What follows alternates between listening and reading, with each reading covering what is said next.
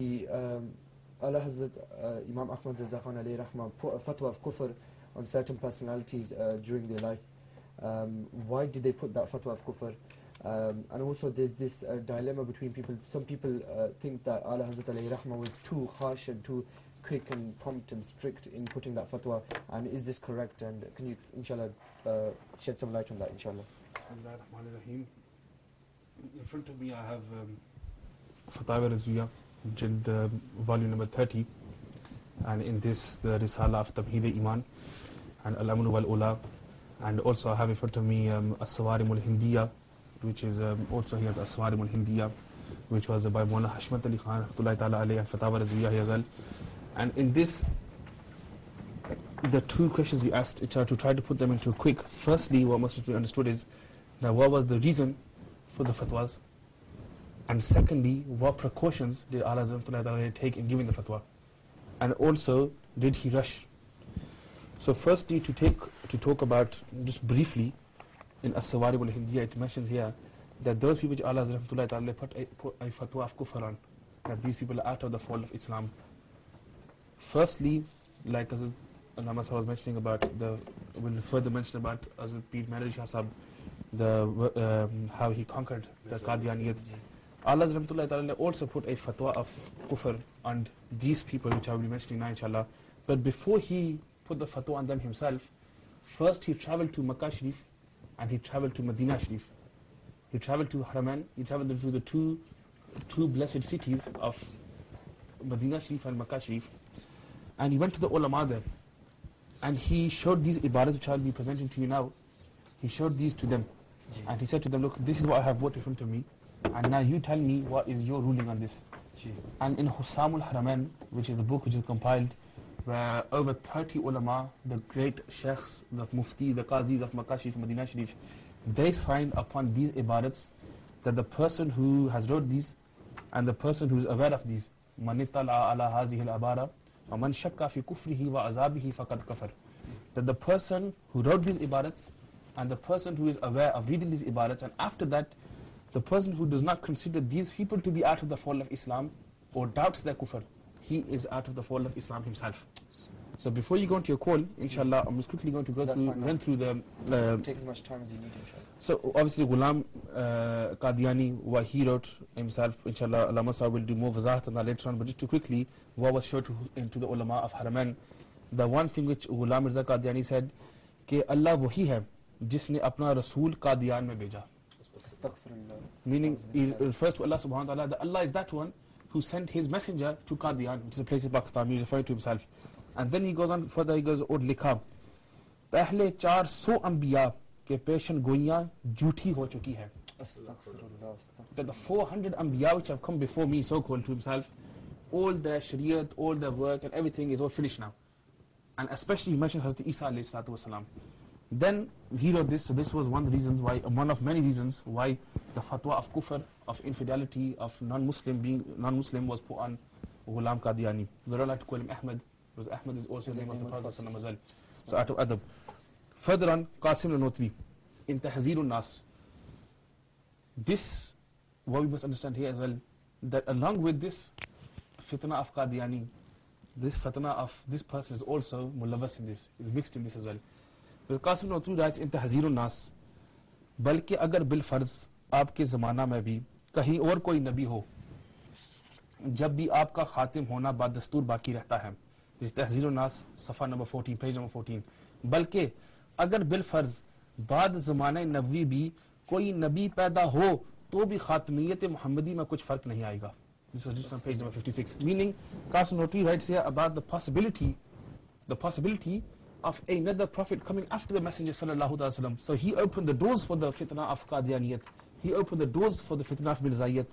Further on, the next person, Rashid Ahmed Gangohi, he writes in Fatawa Rashidiyah, and also Khalil Ambetri approves of this as well, that Mazallah, it is possible, yani imkani kaza bari ta'ala, that Allah, it is possible for the ibadat here itself is written in much more, but to show to what he wrote, कि खुदा ताला किज़ब झूठ बोलने पर कादिर है. That Allah subhanahu wa ta'ala, it is possible for Allah subhanahu wa ta'ala to lie.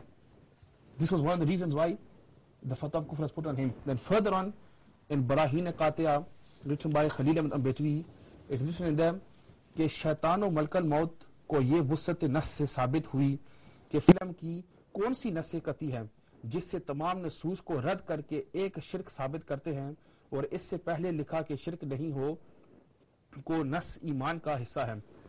So basically what Rashid I'm going to go here to khulasa of that is much more detail as well, but what he writes here is that to prove the vast knowledge of the shaitan, of Iblis, of the devil, in the Quran you will find ayat. But to show the knowledge of the Messenger sallallahu alaihi wasallam, there are no such ayat in the Quran. Therefore we come to this conclusion that the Messenger of Allah sallallahu alaihi wasallam, his knowledge is not only equal to the shaitan, but the knowledge is not more than the shaitan, so how could it even be equal to the shaitan or more? So meaning firstly the kufr was that he compared the knowledge of the Messenger sallallahu alaihi wasallam to the shaitan, and then further on he shows that the shaitan, Iblis, had more knowledge than the Messenger sallallahu alaihi wasallam. He's trying to prove that point. This was the other person that the fatwa of kufr was put on. Then after this, Ashraf Ali Thanvi in Hifzul Iman, a small risala on this same issue. Here the knowledge of the Messenger sallallahu alaihi wasallam, Ibrahim al-Qatiya was done tashbih, was compared with the shaitan and Malkal Maut. And here in Hifzul Iman it even goes worse. Ashraf Ali Thanvi, he writes here, somebody gave him a question that Zaid says, Zaid, they're giving a name of somebody, कि Zaid कहता है कि हुज़ूर सल्लल्लाहु अलैहि वसल्लम के पास इल्म गैब है, बकर कहता है हुज़ूर सल्लल्लाहु अलैहि वसल्लम के पास इल्म गैब नहीं है. Zaid कहता है कि अल्लाह ताला के देने से इल्म गैब है, बकर कहता है कि अल्लाह ताला के देने से भी इल्म गैब नहीं है. So Zaid is saying the person has knowledge of unseen. Bakr says the person does not have knowledge of the unseen, he does not have it. Zaid says by the giving of Allah Ta'ala he has this knowledge, and Bakr says even by the giving of Allah Ta'ala he does not have this knowledge. So please could you shed some light on this? So now Ashraf Ali Thanvi in reply in Hifzul Iman on page number 12 he writes this कि आपकी ज़ात मुक़द्दसा पर इल्म गैब का हुक्म किया जाना अगर बकौल ज़ैद सही हो तो दरियाफ़त तलब ये अमर है कि इस गैब से मुराद बाज़ गैब है या कुल गैब. अगर बाज़ उलूम गैबिया मुराद हैं तो इसमें हुजूर की क्या तखसीस है. ऐसा इल्म गैब तो ज़ैद व अमर बल्कि हर सभी मजनून बल्कि जमी हैवानात व बहाइम के लिए भी हासिल है. Ashraf Ali Thanvi writes here, if for instance we take the word of Zaid that the Messenger of Allah does have knowledge of unseen, we have to clarify here whether this is some knowledge of unseen or all. If it is some knowledge of unseen, then this the Messenger does not have no speciality in this. It's no huzur ki kya takhsis hai. Why? Because such knowledge, such unseen knowledge that the person has, asa ilm ghaib, the word asa is used here for comparison, is given to every Tom, Dick and Harry, har Zaid wa Amr, every Tom, Dick and Harry is given this knowledge. Also, then he writes further on, not only any Tom, Dick and Harry, then he mentions that every mad person and every child, har sabi or har majnoon, every child, every mad person has this knowledge as well. Then further goes, balki jami havanat or bahaim ke liye bhi hasil hai. That every animal and wild beast, yani chupai, every wild beast and animal also has this knowledge. Meaning he compared the knowledge of the Messenger sallallahu alaihi wasallam to the knowledge of animals and beasts and mad people. So somebody who we regard the fatwa of all the fatwa Hindiya and all the ulama were agreed upon this, that if somebody tries to disrespect the hair of the Messenger sallallahu alaihi wasallam or the nalan law qala inal in nabi nu'ayl yukfaru, somebody who tries to degrade the nale pak, the blessed slip of the Messenger sallallahu alaihi wasallam, he is out of the fold of Islam. So somebody who is comparing the Messenger sallallahu alaihi wasallam's ilm to animals and beasts, this is the reason why in Hussam al-Haramain 33 qazis gave their fatwa that these people are kafir, and somebody who reads the ibarat and then still regards these to be Muslim, they are also out of the fold of Islam. So when Allah Hazrat Rahmatullahi Ta'ala alayhi, just inshallah you have codes and inshallah after this you can take the codes, when Allah Hazrat alayhi returned back from Hijaz Sharif and he came to Hind, and when he put these ibarats together, he asked the ulama and he gave his khulasa on this issue, and he writes here in page number 355 of Fatawa Rizwiya, Jild number 30 you have here also, of Fatawa Rizwiya, Jild number 30 of Allah Hazrat Rahmatullahi Ta'ala alayhi. You can see that as well on the screen for those people who are watching at home as well. And Allah Rahmatullahi Ta'ala says, Muslimano, ये रोशन ज़ाहिर वाज़िर काहिर इबारात तुम्हारे पेश नज़र हैं जिन्हें छपी हुई 10-10 और बाज़ को 17 और तसनीफ को 19 साल हुए हैं. Meaning these ibarats have been given out some 10 years, some 14 years, some 19 years, and I have been writing to them all the Risalat, Tamheed Iman and Al-Amnu wal-Ula and Subhanu Subuh, all these have been written to them trying to counter the arguments, but they did not move from them.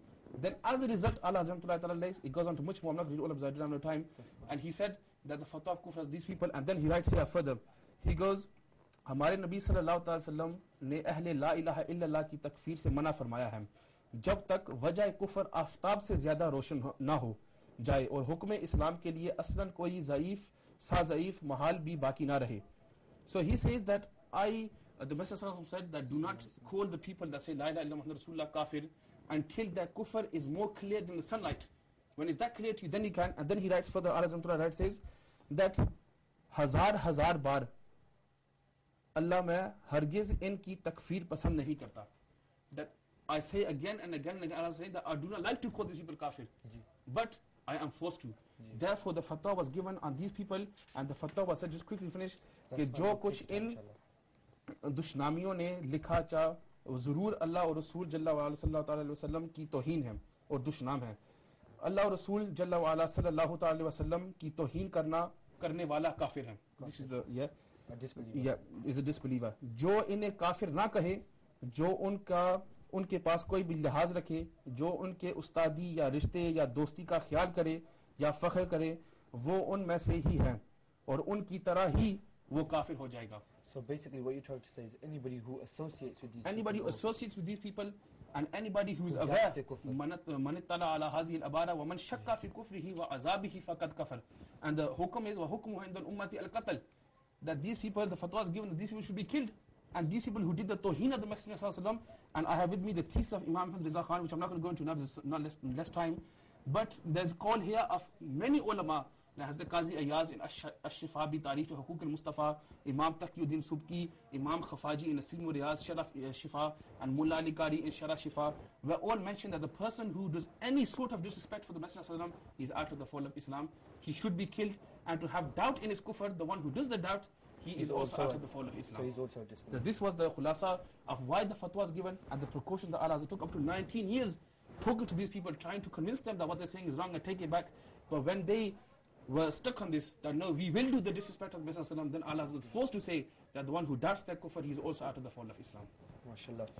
Just to also quickly, what I've gained from that was that Allah Hazrat Imam Ahmed took over 19 years to some cases, give these fatwas. So obviously he gave these so-called ulama time, of course, to very much time. refrain from their He wrote statements. many books to them, he wrote many risale to them, trying to convince them with from the Quran and Sunnah that this is wrong, and he tried to tell them that this is the gustaki and refrain from this and take back what you say. But when they were stuck on this, that no, we will not remove from this, and we will still compare the message of Allah's knowledge to animals and beasts. We will still try to say the shaitan and the devil has more knowledge than the Messenger of Allah, and we will still say Allah Ta'ala can lie. And when they say all these things, and when they're stuck on this, then Allah said there's no other chance now for anything now, that the one who thinks that they are not a kafir, he is a kafir himself. And secondly also that those people who associate with these people who doubt in their kufr, they also fall into man shakka fi kufrihi wa azabihi faqad kafar. The one who doubts their kufr, who doubts their punishment, he is also classified as them, and he also falls out of the fold of Islam.